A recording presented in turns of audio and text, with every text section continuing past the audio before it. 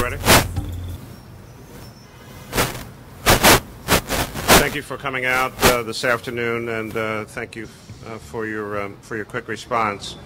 We have a series of announcements to make about what everyone knows is the anticipated Hurricane Sandy. We want to talk this afternoon about our preparations.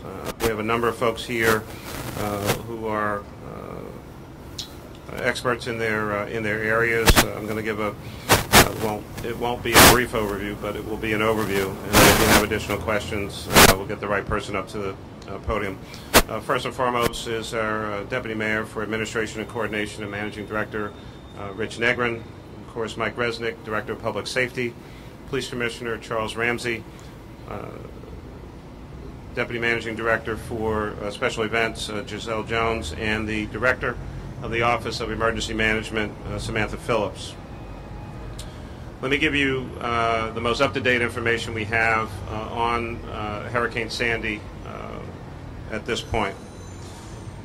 As all of you well know, of course, Philadelphia and the region, we are fortunate and we are blessed to have many rivers, streams, and creeks. With Hurricane Sandy headed north in the Atlantic Ocean right now, we do also face, because of our unique strategic location, some potential and real challenges. Depending on the track and storm evolution, and that will be the caveat for virtually everything that I say this afternoon. Depending on the track and storm evolution, there are a range of scenarios that are possible for Philadelphia and the Philadelphia region. There are still many forecast models for Sandy's track, and I'm sure that virtually every media outlet has its own service. Many of us are using the same service and seeing the same information, but it is certainly possible for any two services to have a slightly different view and opinion on what may actually happen. All of this is a combination of past experience, detailed information, and a little bit of guesswork based on anticipation. But having said that, ultimately, and this is not a plan, but ultimately our hope, of course, is that Sandy will stay as far out to sea as possible. That would be nice, but we can't depend on that. We need, of course, to do our best to be prepared and certainly prepare for the worst. The good news, if there is any within any of this, is that we've actually been through this before, just last year with Hurricane Irene. Hurricane Sandy, though, has the potential to be just as bad or even worse than Hurricane Irene. The message today is to make a plan, be prepared, and then act on that plan. We need the citizens of Philadelphia and the region to start thinking now and over the course of the weekend what actions you need to take, and in some instances what actions you must take in order to be as safe as possible. Do not wait until Monday to try to figure out what to do. And there's a reason that I'm saying that, and I'll get into those details now. If you need to evacuate,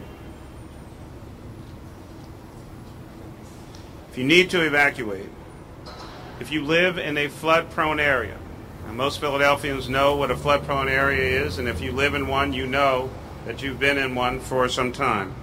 If your area normally floods during heavy rainstorms, generally you live in a flood-prone area. If you live in one of those areas, you should be prepared to leave your home or your residence by early Sunday afternoon, no later than 2:00 p.m. Let me say that one more time. If you live in a flood-prone area, if you live in a neighborhood or a community or on a block that through heavy rainstorms tends to flood, you need to be prepared to relocate, find somewhere else to shelter yourself, make that plan over the course of the weekend, and be prepared to leave your home or residence no later than 2:00 p.m. on Sunday. There's very little computer model consensus at this point and anywhere from Virginia to Maine has been projected as the landfall point. There is, though, a chance that the eye of the storm could hit the Delmarva Peninsula and impact Philadelphia directly. We expect rainfall to begin on Sunday early evening, but it doesn't appear at this moment that it gets heavy until early Monday morning. The highest winds and heaviest rainfall occurring Monday night into Tuesday afternoon. With the current forecast, we could see sustained winds of up to 50 to 60 miles per hour with higher gusts, as well as extended periods of heavy rainfall. With the current hurricane forecast model, flooding comparable to what we saw during Hurricane Irene last year is certainly possible and more than likely. Also, this will be a slow-moving storm. What that basically means is a lot of rain, a lot of wind over a sustained period of time, not a short period of time. Localized and flash flooding is likely on all rivers, streams, and creeks. Widespread tree damage and power outages could and most likely will occur. If in the past you experienced flooding in your home, it is likely that your home will flood again if Sandy follows the current computerized model tracking. Heavy emphasis on what I will say next. Don't wait. If you live in a flood-prone area, if your home has flooded in the past, make plans now to stay with family and friends. And we're calling on you to be out of those areas by 2:00 p.m. on Sunday.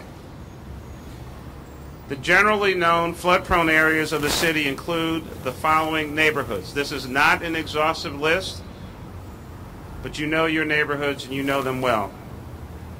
Eastwick and parts of the Cobbs Creek area. Manayunk, Kelly, MLK, and Lincoln Drives. River Road, Delaware Avenue, the Pennypack, and the other areas surrounding the Pennypack Creek. Coastal flooding along Delaware and the lower Schuylkill River is possible and more than likely. Now, given all this information, let me say a few words about what the city and our many partners are doing to prepare, and then what our citizens need to do to also help themselves in their neighborhoods. One, we have not yet decided whether to open any shelter locations yet. This is Friday afternoon. We are prepared to open, as we have in the past, at least 2 locations, which will serve our most likely large flood-prone areas. And if and when we make that decision to open those shelters, of course, we will announce it to you in a very public way, and I'll have more information on this particular issue at tomorrow's briefing. Those 2 locations would be, as they have been in the past, West Philadelphia High School to help support the Eastwick community, and Roxborough High School to help support the Manayunk community West. Additional capacity is available to us if needed, depending on the intensity of the storm and the neighborhoods affected. We are already working with several partners for shelter operations, again, if they are necessary. That, of course, involves the American Red Cross, the Salvation Army, the Department of Public Health, and our county animal response team. In addition, Philadelphia Streets Department is already clearing trash cans and storm drains around the city in case of high winds and or flooding. To give you a sense of the magnitude of what we're dealing with here, there are more than 77,000 storm drains in the city of Philadelphia. Philadelphia Water Department crews will work through the weekend to clear, again, the most typically flood-prone areas and our low-lying inlets. SEPTA and other local agencies are already making their plans and coordinating with the city as well. For our citizens, these are some of the things that you can do. These are some of the things that we're going to ask you to do. And we are all in this together. We need your help, your support, your cooperation, and your patience. Start preparing now, as I mentioned earlier. Now is the time to get ready so you don't find yourself in a dangerous situation at the last minute if Sandy hits landfall in our area. Make sure that you and your family are ready if the storm impacts Philadelphia.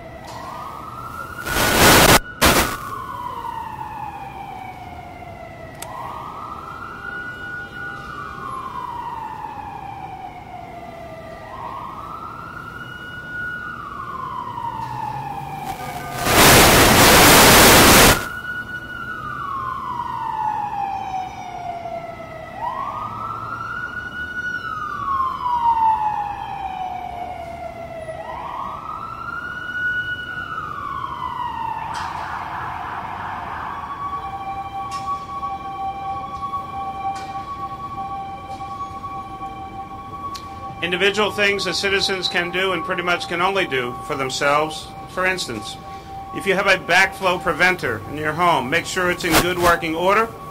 Second, never enter a flooded basement due to the very real prospect of being electrocuted as a result of entering a flooded basement. Last year, several neighborhoods saw heavy flooding from both Hurricane Irene and Tropical Storm Lee. I'll give you a number of steps to follow in that regard. But let me also ask our friends and our neighbors, our block captains and community leaders, please, you can also help us in the neighborhood by bagging leaves, getting them off of the street or off of your sidewalk, clearing inlets of leaves and debris. And we ask our block captains and community leaders and neighbors for your help with this. If you see that activity already out in your neighborhood, whether we've gotten there or not, that can be very, very helpful to us. If leaves are all over the place, they're going to clog the inlet. The inlet won't be able to take water. More than likely, you're going to get flooding, which could have been prevented if that water were able to go into our system. The 311 call center will be open over the weekend with extended hours. Here are additional things that citizens can do. Bring your outdoor objects, such as lawn furniture and garbage cans, recycling buckets, all of those kinds of loose items. To the extent that you can, either bring them into your house or into your garage and secure them as best you can so that they're not flying around as a result of all the wind that we expect from the hurricane. Now, we know for a fact that leaves are already heavily falling right now. We're at the height of leaf falling season. Again, be sure to clear loose and clogged drain gutters and downspouts at your home. One, you want them in proper working order so they can take water away from your house. And second, if they're loose or damaged or broken, they can also be affected, again, by the wind and ripped away from your home. In addition, please help the city's efforts to clear, as I mentioned earlier, I've said this a couple times, street gutters of leaves and debris in your neighborhood. You can also help by reporting those clogged inlets, calling 215-685-6300. This line is open 24 hours a day, 7 days a week. Plan now to stay with friends or relatives. Again, if you live in flood-prone areas like the ones that I mentioned. Have a home emergency kit with enough supplies for everyone in your household, including pets and those who may have personal functional challenges or needs. Be sure to include a portable radio with extra batteries to stay tuned to local news for emergency alerts and updates. For a complete list of supplies that you want to have in what we call a ready-go bag or go-ready bag, www.phila.gov/ready. You can get information about the kinds of things that you should have available to you. Prepare that go bag of emergency supplies so that you can grab it in case you need to evacuate your home in a hurry. Again, you want to have enough supplies for everyone in the home, including those with functional needs or challenges, and pets. Pets are welcome if Philadelphia opens. If we open our emergency shelters, please bring your pets with you. Do not leave them in your home, which again you're leaving because it's flood prone. You do not want to leave your pets behind. Prepare for utility disruptions. Please know the phone numbers of the various service providers to report losses of service. The PECO Energy customer service line is 1-800-494, and I believe that's 4000. PECO Energy Emergency Hotline, 1-800-841-4141. The Philadelphia Water Department, 215-685-6300. Philadelphia Gas Works, 215-235-1212. These utility providers have already begun making their preparation plans for their crews to respond to power outages, and again, all in conjunction with the city. Have numerous supplies of bottled water available for everyone in your household, again, including your pets, in the event that somehow you lose water service. Make sure that you have working flashlights with extra batteries. For more information on emergency preparedness, visit the Philadelphia Office of Emergency Management's website at www.phila.gov/ready. A couple last things, and then you'll hear from our director. Stay informed. Sign up for Ready Notify PA, the City of Philadelphia's emergency text message and email alert system. You can find that at www.readynotifypa.org. Check Channel 64, the city's government access channel on television, for updated information, and we will update that channel with as much information in a timely fashion as we have it. Again, the 311 call center is operating under normal hours right now, but they will be open with extended hours over the weekend to accommodate calls and give you information. So, there's still a number of different or differing forecast models for Sandy's track. Again, let's hope that its presence is minimal. While we hope for the best, we always do a great job to prepare for the worst. We know what to do. We've been through this before. I call on Philadelphians to exercise good judgment, patience, look after each other, look after your neighbors, especially those who are seniors, those who may be sick, those who are shut in or have other personal or physical challenges. Make your plans now, and be prepared if you live in a flood-prone area to relocate no later than Sunday afternoon at 2:00 p.m. As we have in the past, we will make regular and certainly time-sensitive announcements or press conferences when we have additional information to share or if circumstances have changed, and we will give you as much notice as we can. We appreciate the press being responsive on these issues as you have been, and sharing information, of course, with your various constituencies and viewing audiences. We'll be making a variety of announcements over the course of the weekend. Let us now hear from our Director of the Office of Emergency Management, Sam Phillips. Sam? Good afternoon. Thank you for coming. I just wanted to follow up on a few things the mayor said. His overview was very thorough. Just a couple of quick things. I want to just compare this storm that we might see to Hurricane Irene last year. It's a very good comparison. We will most likely see very comparable conditions and potentially worse conditions. So the differences between the two storms are Sandy could bring an increased sustained winds and wind gusts, which never really materialized during Irene last year, and also paired with some tidal flooding, we could have some record flooding on the coastal areas in Philadelphia, meaning the Delaware River and the lower Schuylkill. Planning for emergencies is there's a delicate balance here, in that we don't want to be alarmist, but we really do want to encourage citizens of Philadelphia to take some time this weekend to develop plans. We're giving you ample notice to demonstrate that we're taking this very seriously. We encourage you to take it very seriously.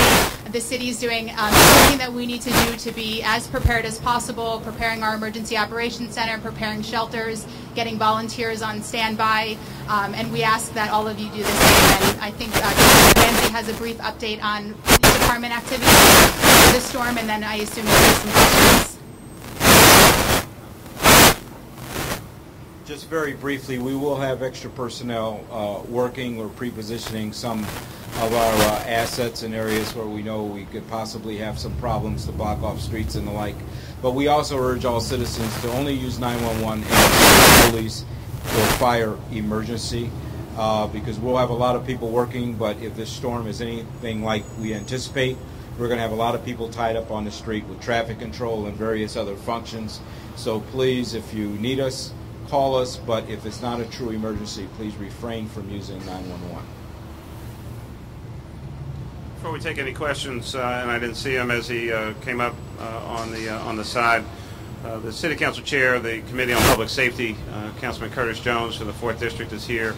I just asked him to make a few comments. Yeah. Fortunate part of having a mayor that comes from the 4th Councilmatic District originally is he knows where there tends to be problems on Main Street, on Midvale, on Ridge Avenue, and in parts of North Philly on 33rd Street. So when the weather does its worst, our city departments are at their best. But we have to, as citizens, do our part. We've begun already emailing and texting our listservs in our various business associations and CDCs to give them a heads up. We've been through this before. The 100-year storm that we always anticipate every 100 years seems to come every other year. But the good news is that practice makes perfect, and we're doing our best. Thank you. Thank you, Councilman Jones. We'd be glad to try to answer any questions that you might have.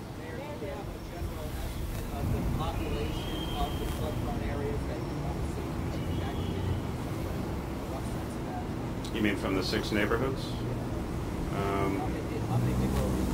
Yeah, we'll do our best to get back to you on that. And I mean, it's not, as I best understand it, it does cover a pretty broad area. Not all parts of all of these areas are, quote unquote, in flood-prone communities, but we work with emergency management to try to get you at least a range of how many people we're talking about. What's your desire to see these areas evacuated at 2 p.m. Sunday, conflict in any way with the Eagles' decision to go ahead with their 1 p.m. Sunday game? Are you okay with what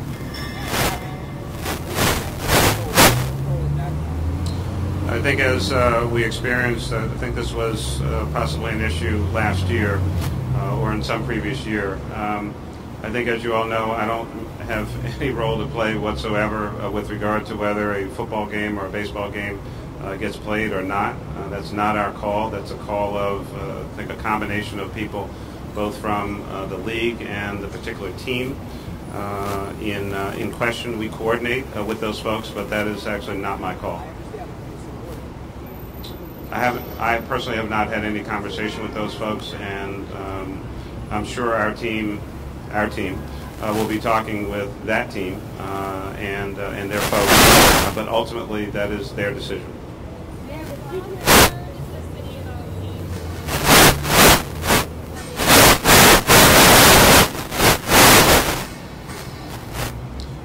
I thought I tried to make it clear, Catherine. The Philadelphia Water Department is out right now.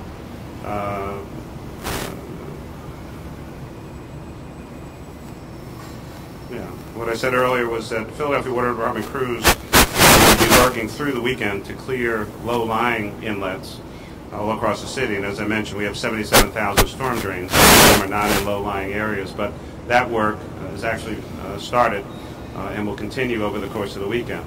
In any event, whether low-lying or non-low-lying, if there are a bunch of leaves on the street or if there's a clogged inlet, we're just calling on citizens and asking them to, help us out, help each other out, help yourselves by doing whatever you can to add to that effort. But our primary focus is in the low-lying areas. We know that those storm drains are going to get surcharged, and to the extent that they are clear is a preventive measure and helps us in this situation. But again, there are things that we will do, and there are things that the citizens can do. And to the extent that citizens can help us out, we greatly appreciate it. But we know we have a responsibility out there. I'm sorry, Catherine, I couldn't hear you. We've not made that decision at this moment. We expect that in tomorrow's announcement we'll be in a better position based on more modeling being done and what happens overnight. We expect to be in a position with tomorrow's update to be able to speak directly to that issue. I'm hearing a voice in the center.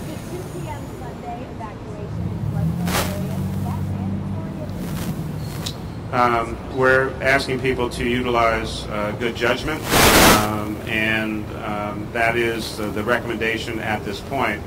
It goes back to the issue that Catherine raised with regard to any other declarations. Again, the citizens of this city are very smart, and they're also safety conscious. We saw that action last year through Hurricane Irene.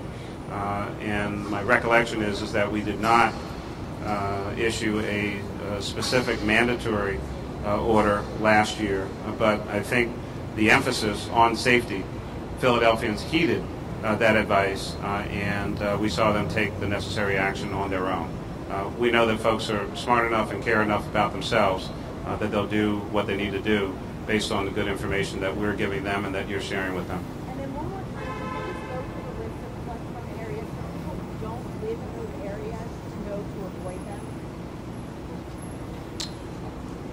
Again, I'll give you these, and these are the areas that are most flood prone. That does not mean that this is an exhaustive list of every community in the city of Philadelphia, but these areas are certainly the ones where we know to anticipate significant challenges. Those are Eastwick and parts of Cobbs Creek, Manioc, Kelly, MLK, and Lincoln Drives, all three, River Road, Delaware Avenue, the Pennypack section of Philadelphia, and the areas surrounding the Pennypack Creek.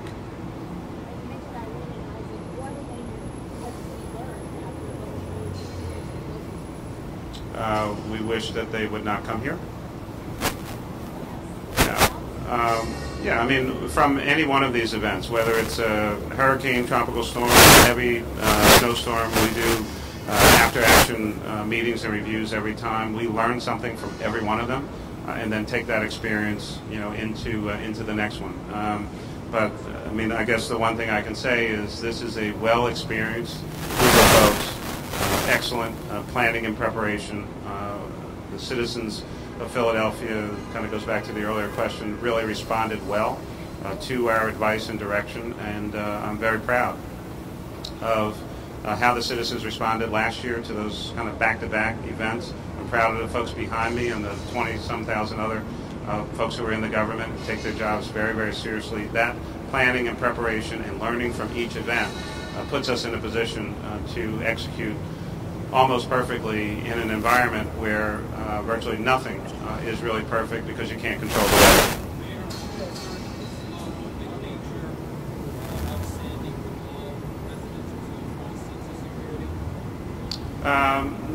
Not really. I think the main reason we wanted to communicate that is that, if this were a relatively fast-moving storm, it would shorten the amount of time that we would all get beat up by rain and wind. In this particular case, it appears for the moment that this will be a slow-moving storm, and so I'm really just trying to get people, psychologically, if nothing else, prepared for this is going to go on for a while. And you should build that into your plan. And you should kind of build it into your mindset that, you might be in for a little longer. You might be inside for a little longer than maybe you were last year.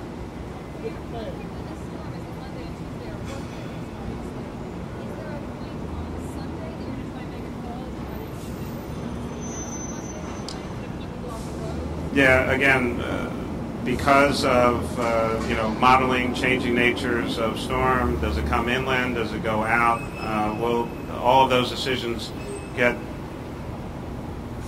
made with the best information that we have at the time and trying to anticipate, the differential between last year, of course, the event pretty much took place over a weekend, and this one will pretty much take place, the bulk of it, at the beginning of the work week, which has a variety of different impacts on both folks trying to get to work, trying to go to the doctor, kids going to school, et cetera, et cetera. We'll have to make all those decisions over the course of the weekend. Again, public safety is first and foremost in any of these decisions, but I can't tell you here Friday afternoon what exactly Monday is going to look like at this moment. As we get a little closer, we'll have a better sense of it.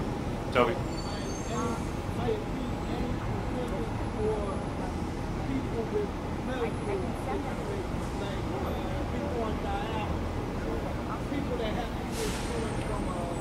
Sure. We deal with this, circumstance of people who have regular medical treatments that they really need to get to in a timely fashion. Of course, we deal with those same issues when we have, 10, 15, 20 inches of snow. I would expect that we'd utilize some of the same strategies and techniques and procedures to deal with this issue. Different weather event, but same impact on folks who need to get to dialysis or something like that. And we've learned, again, from previous weather events how to deal with that.